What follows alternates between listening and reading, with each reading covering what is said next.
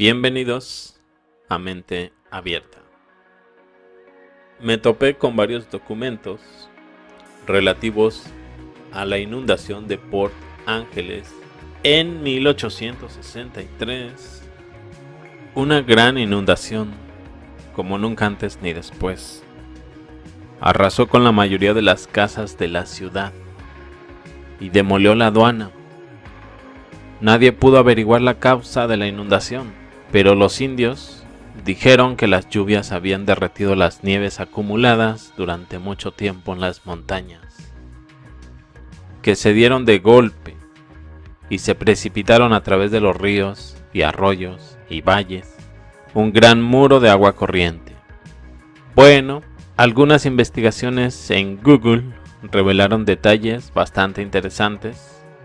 Lo que me parece extraño es que conozcamos tantos acontecimientos históricos de escala bastante insignificante, pero que no se hable de un desastre de una magnitud grande. Al menos yo nunca he oído hablar de ello. ¿Podría ser este el que enterró edificios en el mundo de 6 a 10 pies de lodo? Unos 3 metros a 4 metros. Y si efectivamente lo fue, todas esas fechas de construcción de edificios que giran en torno a los años 1880, 1890, probablemente se irán por la ventana. Una vez más, es difícil juzgar las fechas exactas, si fue en 1862 o en 1865. Las fechas son cercanas y la monstruosidad del desagüe exige una simple pregunta: ¿qué pudo causarlo? Tenemos la gran inundación de 1862, que afecta a Oregon, Nevada, Utah, Arizona, Nuevo México, California, Sonora en México. Ocurre en diciembre de 1861 a 1862. Inundación de Edsonville en 1863. Inundaciones en Australia, en Melbourne, 1863. Un relato de una fuerte y destructiva inundación. Nueva Zelanda, una ventisca e inundación en 1863, con una serie de desastres naturales consecutivos. Inundaciones en Richmond, 1863 en Australia. Inundaciones de Bucarest en 1865. Consecuencias del deshielo. Bucarest, la capital de Rumanía, sufre la peor inundación de su historia. En Estados Unidos, la gran inundación de Rochester, 1865, justo cuando la guerra civil estaba terminando, una de las mayores catástrofes naturales de Rochester. Inundación del río Mississippi. El valle del río Mississippi en los Estados Unidos del sur, donde los diques habían sido dañados por la guerra civil, experimentó graves inundaciones en 1865, 67, 74 y 82. En el Reino Unido, en 1866, se produce una desastrosa inundación, causando terribles daños materiales en Manchester, en Salford. Probablemente esta lista puede seguir, pero la cuestión creo que está clara. ¿Qué estaba pasando entonces? Creo que se trata de demasiadas de las llamadas peores inundaciones de la historia para un periodo de tiempo corto. Todo está girando en torno a la guerra civil en los Estados Unidos por alguna razón, y tal vez haya una coincidencia para esta razón. Tal parece que las cosas eran realmente catastróficas en ese tiempo por alguna razón, y se detuvieron también por alguna razón. Este tipo de cosas son desconocidas y son cosas que no se mencionaron en las escuelas. Por ejemplo, ¿alguien sabía de las inundaciones en Montreal en 1886? Nuevo Brunswick en 1887, Calgary en 1884. Es decir, son eventos que se presentan como algo que no está relacionado entre sí, pero comienzas a ver las fechas y todo empieza a parecer lo contrario. Se producen simultáneamente grandes incendios, grandes inundaciones, súper esfuerzos de construcción y encima se libran guerras. mientras que la revolución industrial está en su apogeo. Todo esto es extraño, ¿no? Una reacción en cadena, un efecto de retroalimentación, tal vez algún dispositivo que pueda haber causado este tipo de formación que estamos viendo en esta foto, se utilizó en esos lugares. Esta imagen es de la parte sur del río Nilo. Las figuras de Lichtenberg alrededor de la Tierra despiertan mi interés por los ciertos dispositivos destructivos que se utilizaron o las hazañas de la naturaleza que podrían haber ocurrido durante estos tiempos problemáticos.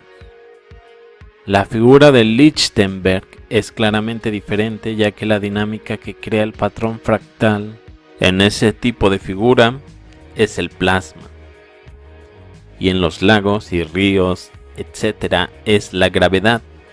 Ambos crean un patrón fractal, pero con características diferentes.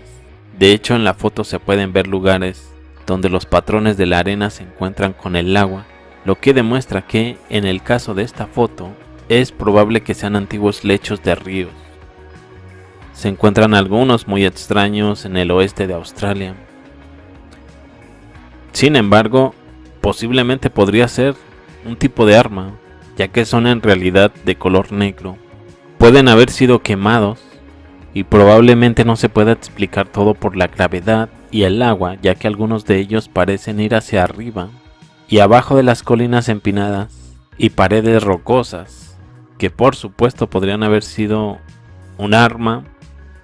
Zonas que quizás probablemente no siempre fueron un desierto.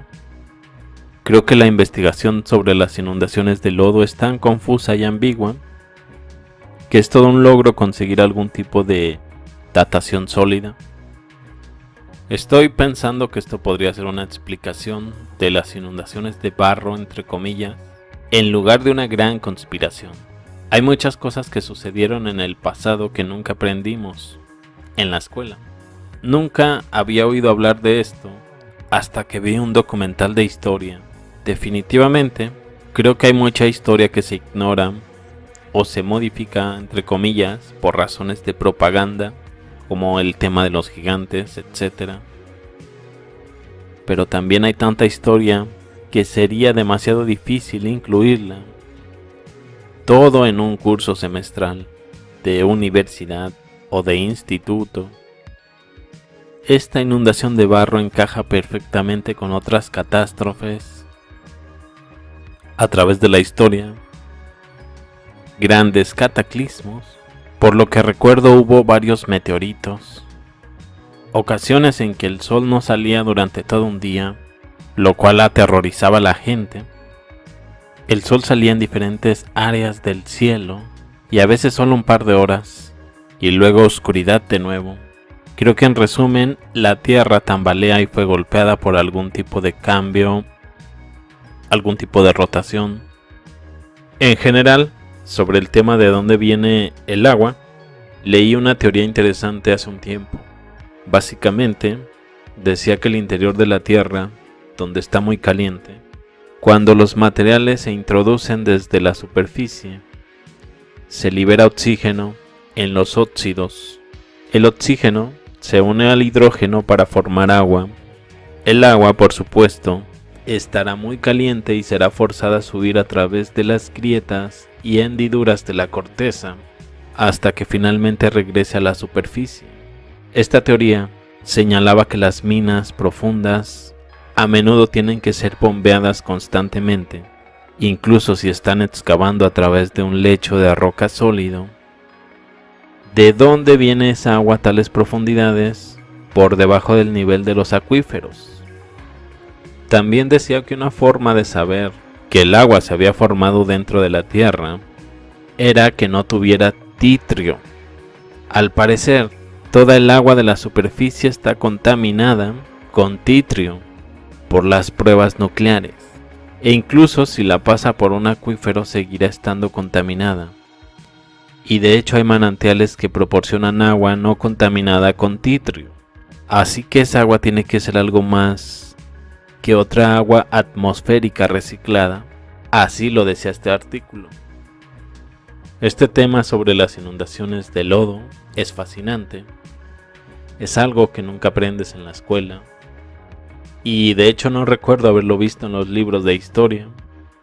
Puedes hojear algunos libros con algunas imágenes.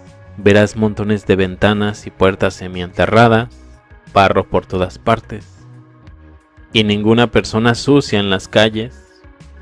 No encontrarás ninguna imagen de la construcción real. Apuesto a que ningún autor menciona toda esta suciedad y barro, ni tampoco las inundaciones. En cuanto a por qué nadie habla nunca de estas enormes inundaciones, bueno, me he dado cuenta de que la gente rara vez mira una región inundada y piensa: oye, esto puede volver a pasar, mejor vayámonos a vivir a otro sitio. Por el contrario, inmediatamente empiezan a pensar en cómo pueden poner nuevos edificios en esa misma zona, justo encima de lo que fue demolido en la última inundación. Este es especialmente el caso de los promotores inmobiliarios, que por supuesto quieren aprovechar cualquier oportunidad para construir más edificios, traer más negocios y más compradores de viviendas y ganar más dinero. Algo muy similar a lo que pasa en Florida, donde los huracanes destruyen e inundan todo en las costas. En lugar de instar a la gente a que se vaya a vivir a algún otro lugar donde no haya huracanes, simplemente construyen más hoteles, complejos turísticos, casinos, condominios, centros comerciales, y aseguran a la gente de que todo estará bien, que solo hay que ver todos estos bienes inmuebles, que cómo puede pasar algo malo con todos estos bonitos edificios de color pastel por aquí y por allá. Y la gente, como se cree cualquier cosa que le digan, se lo cree y se va a vivir a Florida. Luego se queja cuando el próximo huracán los inunda. Ha habido incluso grandes noticias donde se descubren grandes océanos, entre comillas, subterráneos hacia el núcleo de la Tierra. Enormes cantidades de agua enterradas a gran profundidad. El fenómeno suciedad licuada, entre comillas, es muy mencionado en este tema de la inundación de barro, pero todavía tenemos que abordar cualquier tipo de comprensión de nuestros problemas relacionados con las inundaciones de lodo, donde muchos edificios terminaron enterrados en la tierra. Estoy pensando en algún tipo de dispositivo avanzado, también conocido como arma, cuya tecnología podría haber pasado por alto. Además de este barro, tendría que haber sido un desastre de llenado lento, similar a la forma en que llenamos una bañera, porque la posibilidad de un diluvio en este tipo de siglo XIX no está del todo respaldada por alguna evidencia disponible. Acerca del terremoto de Nuevo Madrid de 1811 a 1812, todo lo que tenemos con este terremoto de Nuevo Madrid suena bastante interesante, porque a raíz de este terremoto los edificios se hundirían de lado en la tierra licuada. El terremoto sacudió como nunca antes Madrid y Estados Unidos. Y para referencia adicional se podría usar el terremoto de Lisboa de 1755.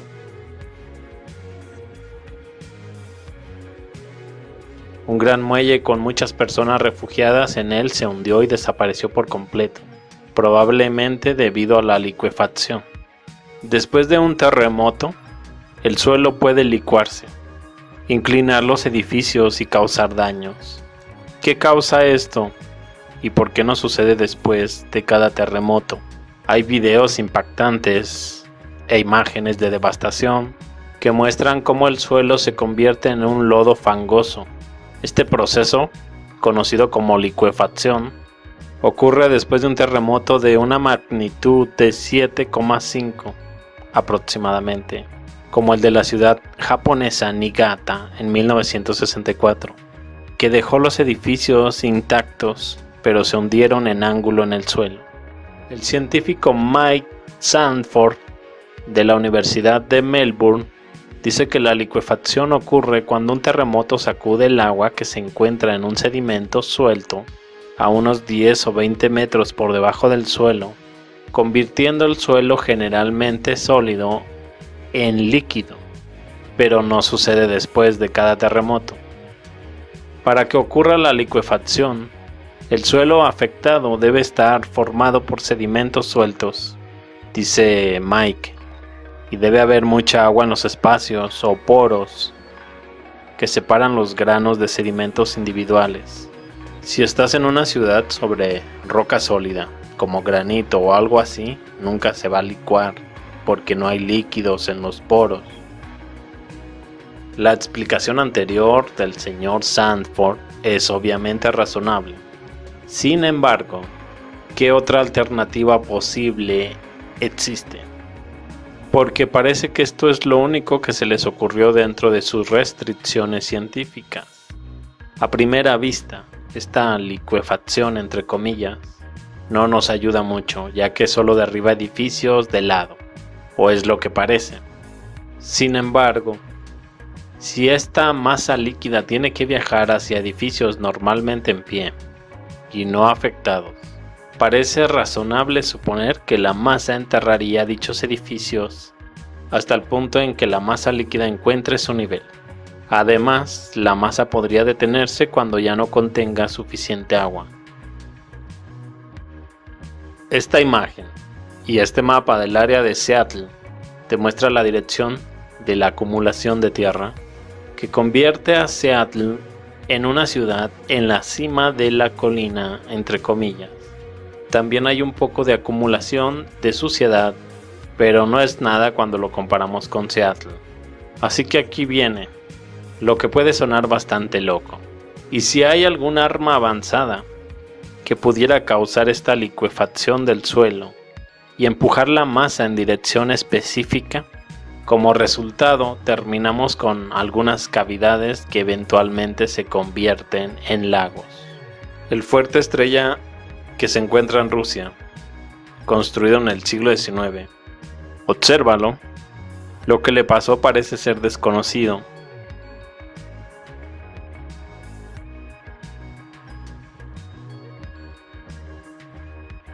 Vamos al lago Titicaca, un lago grande y profundo en los Andes en la frontera de Bolivia y Perú, a menudo llamado el lago navegable más alto del mundo.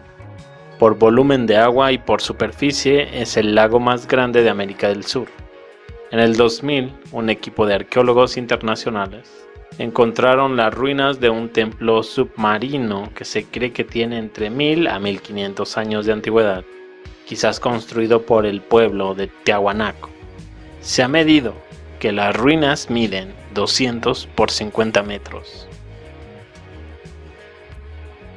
Lo anterior del lago Titicaca fue solo para información. Hoy el lago Titicaca de América del Sur se considera un lago de agua dulce. Sin embargo, en épocas anteriores era un lago de agua salada, tierra adentro en lo alto de los Andes. Después de haber sido empujado a más de 12.000 pies de su existencia al nivel del mar, se han escrito innumerables artículos sobre la disminución del contenido de agua salada y la existencia de peces y flora de agua salada dentro del lago mismo. Todavía tiene las ruinas de extensos muelles que se encuentran en una costa anterior, en el apogeo de Tiahuanaco. Uno de estos muelles podría haber albergado a cientos de embarcaciones marítimas. Existe evidencia de que Titicaca alguna vez fue un mar de agua salada. Su costa está llena de millones de conchas marinas fosilizadas. Los peces marinos y los caballitos de mar en el lago son todos tipos oceánicos, los cuales se encuentran solo en agua salada. Básicamente, nuestra inundación de lodo podría ser inducida tecnológicamente. Tenemos esta evidencia también de la Tierra en crecimiento y la posibilidad de que el Sol cause estos cambios, que las cicatrices de los rayos de la Tierra lo dicen todo. Las cicatrices de los rayos de la Tierra lo dicen todo.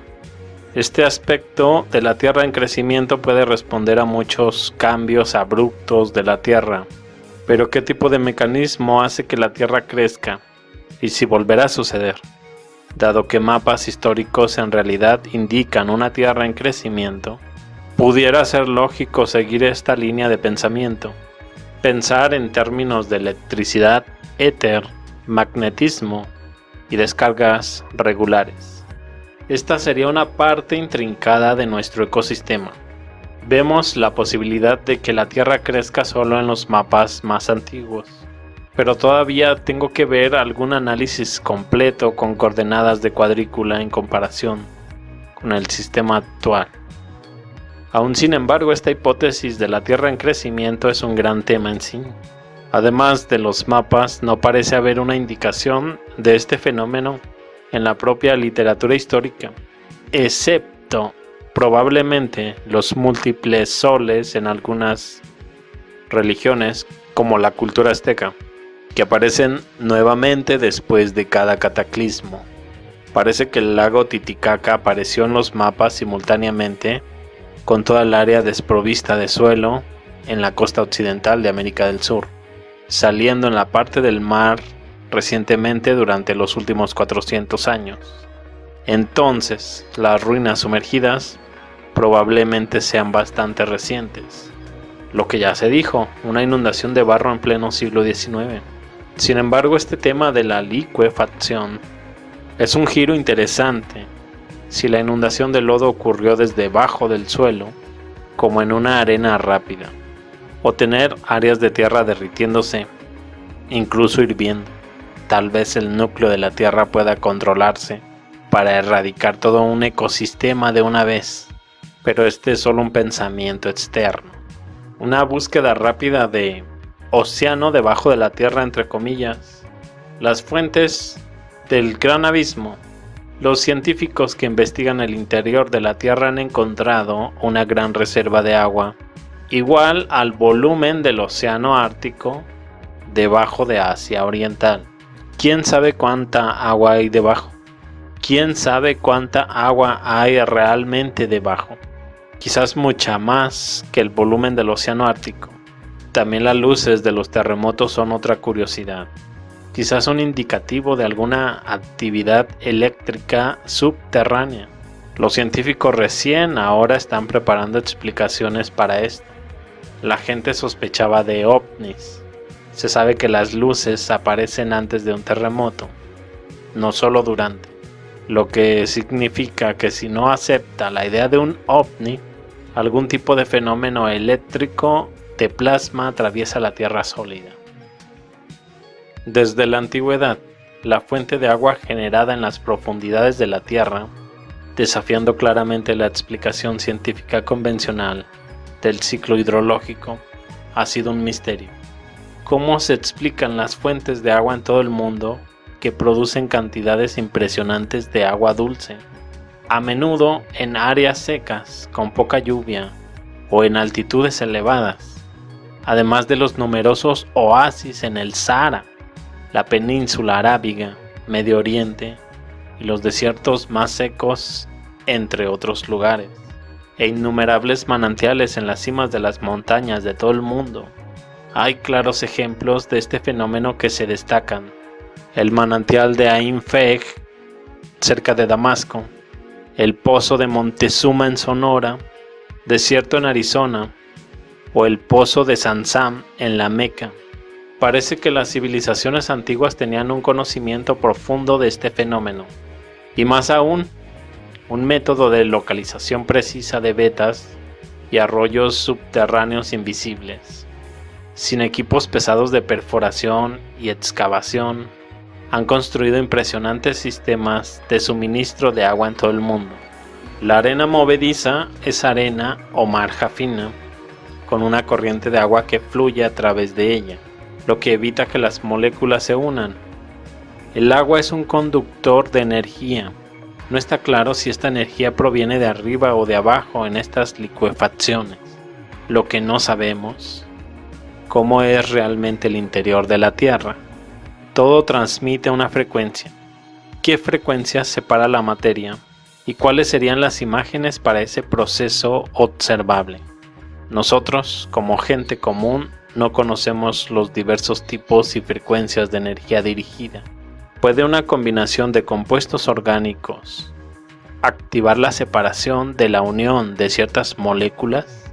¿Puede la vibración de las moléculas en el suelo crear un gas que separe las moléculas creando calor? Luego arde de manera similar a un fuego de carbón subterráneo que arde al rojo vivo, derritiendo la roca sobre ellas. Si todo este fenómeno se trataba de algún tipo de arma, fases o lo que sea, supongo que se basó en la frecuencia y también podría interrumpir o destruir lo que quisiera sin destruir todo lo demás a la vez. Si pudieras licuar un material, podrías licuar cualquiera, por lo que suelo, piedra caliza, humanos, animales, acero, lo que sea, sin la explosión que vemos con nuestra tecnología limitada, las bombas, el arma de energía dirigida definitiva. Los lechos fluidizados se utilizan en la industria por varias razones. Resultan ser realmente geniales para jugar y nadar. Haces un jacuzzi de arena líquida agregando aire de la manera correcta. Tesla hizo la declaración de que si entendiéramos los números 3, 6, 9 y captamos verdaderamente la vibración, entonces tendríamos los secretos del universo. Dado que todo en nuestra realidad vibra a diferentes frecuencias, lo que realmente no se discute ni se habla, excepto en raras circunstancias o en lo que respecta a la ingeniería, no quieren que los puentes y los edificios vibren separándose. Se aseguran que haya amortiguadores de vibraciones en edificios y puentes. Cambiaron las matemáticas, entre comillas, después de la Segunda Guerra Mundial. Suena como un tema interesante. ¿Qué son las matemáticas sino nuestra comprensión empírica de la realidad pasada y presente? Entiendo que generalmente pensamos en estos temas como piezas compartimentadas, pero todas están interrelacionadas. ¿Qué han escondido con respecto a nuestra mente racional? No solo la historia, sino la capacidad de resolver problemas y avanzar de manera saludable. Hablemos un poco de las inundaciones de barro y la historia de los edificios enterrados. Para tener una visualización de lo que estoy hablando, echemos un vistazo a la imagen. Básicamente, lo que tenemos es un edificio con las ventanas en el piso inferior. Estas ventanas en cuestión están total o parcialmente debajo del nivel del suelo. Existen muchísimos ejemplos de edificios que demuestran este mismo rasgo.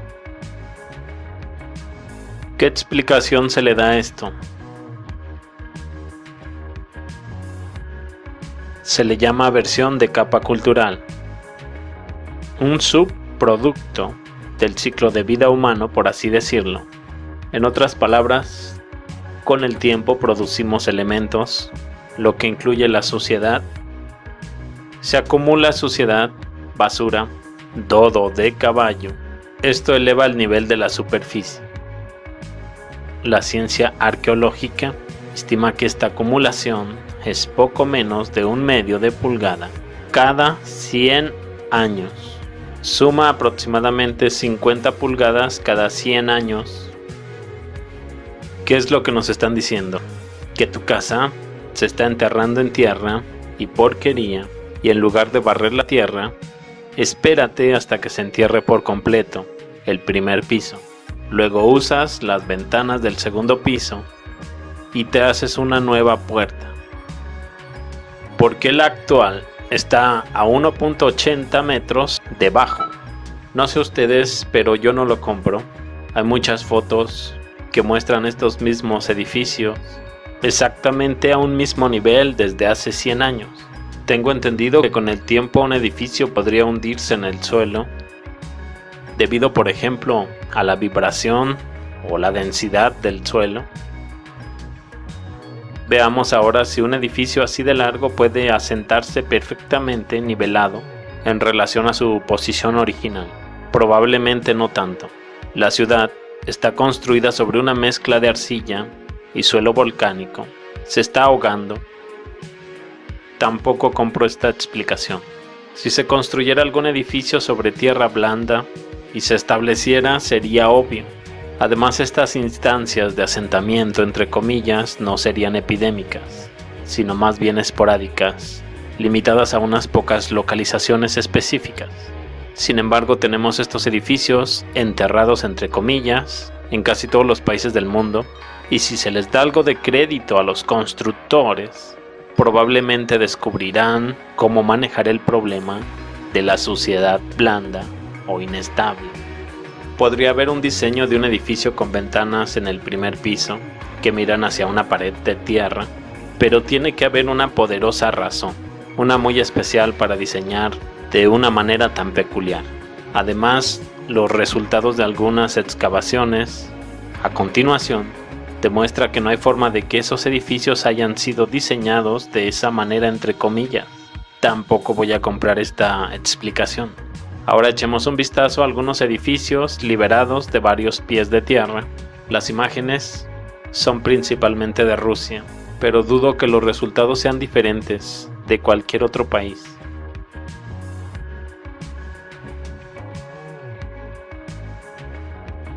En las imágenes podemos ver claramente las puertas cortadas sobre las puertas excavadas reales, lo que significa que antes había otra puerta.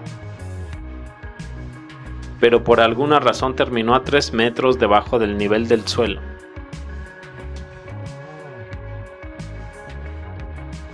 Este palacio de invierno de Rusia, ubicado en San Petersburgo, en el siguiente grabado del siglo XVIII, se puede ver cómo se veía cuando se hizo este grabado.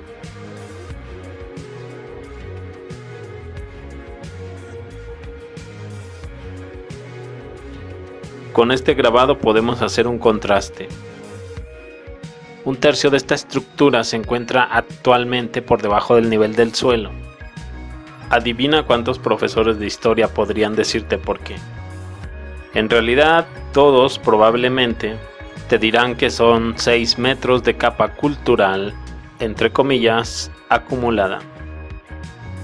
El problema aquí que tenemos tiene que ver con la antigüedad de estos edificios. No son tan viejos. Supuestamente fueron construidos en el siglo XIX y algunos incluso en el siglo XX. De vez en cuando tenemos el XVIII y el XVII.